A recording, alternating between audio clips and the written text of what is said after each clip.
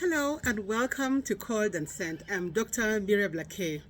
Today I'm going to talk about the readers bowing when you go up to take a reading or to make an announcement during Mass. I've observed several times that when people are going up to take readings or make announcements, it's a bit of confusion. Some people genuflect before they go up. Some people make the sign of the cross or do both the genuflection and sign of the cross. Some people do a slight bow with their heads. Others do a deep, profound bow from their waist. And then also the question is, where and to whom do I bow? Sometimes we're bowing to the altar, to the tabernacle, to the priest, to who and where should I be bowing to? So what does the church teach? The church is actually very specific about what to do when we are going up to take readings, when we are going up to the sanctuary during Mass.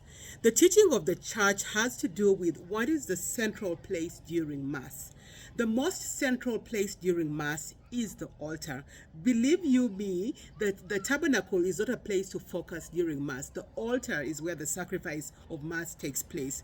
You will notice that when the priest comes in procession before the Mass begins, they genuflect. Usually it's because the tabernacle is also at the back of the altar in the same direction. So the priest is going to genuflect when they come in, and then they're going to genuflect again when they're leaving, and then during the consecration they're going to genuflect when they lift the body of Christ, when they lift the blood of Christ. And if the tabernacle is at the back and they have to get more of the consecrated horse from the back, they will genuflect as they get it, and then when they return any excesses, they will genuflect again in reverence for the body of Christ. However, when it comes to us who go up to do the readings, I'm going to situate you at the altar, at the sanctuary. So the sanctuary is the place where the priests and ministers sit. It's the place where the altar is. And in most churches, there are staircases before you go up there. And if you are having Mass in a place where there's not a staircase or a real demarcation, you'll notice that during Mass, even when you have Mass at home or outside of the building of a church, there is a distance that is kept between the rest of the congregation and the space where the priests sit and where the altar is. And then there's a space that is demarcated for reading, and that place is called the ambo. So this is what happens. In most of our churches, the readers do not sit up in the sanctuary. So when you are going up to take a reading or to make an announcement, the requirement is that you do not climb up to the sanctuary before you acknowledge the sanctuary. So what we are required to do is, before we go up the stairs, make a profound bow. Profound bow means you bow from your waist up. So a profound bow to the altar.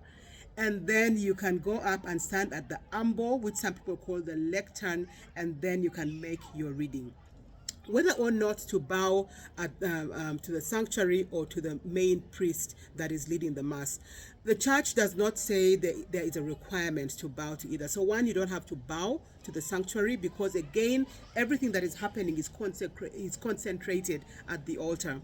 Bowing to the minister or the main priest that is leading Mass depends on if the arrangement of the church requires you at any point to be between the minister and the altar. In other words, essentially, like, either you have to cross between the two of them before you get to the ambo, or the ambo is placed between you, the minister, and the altar for whatever reason. So in a case like that, after you have done the profound bow to the altar, then you can bow to the minister to recognize his presidency. We call it the presidency. The priest who is leading Mass is the president of that Mass.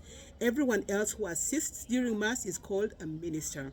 So that is it. So ideally, we only, before we go up to the sanctuary, we do a profound bow to the altar, and then we go up, stand straight at the lectern. Ideally, the book that we are reading from, called the lectionary, should already be up there. If it's not, the altar servers should bring it and place it there. And after you are done with the reading, you don't do any bowing from up there. You have to come off the sanctuary first, and then you do the profound bow again towards the altar. Once again, it's because the altar is the center of the Mass. And you will notice that when the priest is coming up to do the reading, the gospel, he is also going to bow towards the altar, because of the same reason. So remember, do not go up to the sanctuary before it is time to read, because you are a distraction.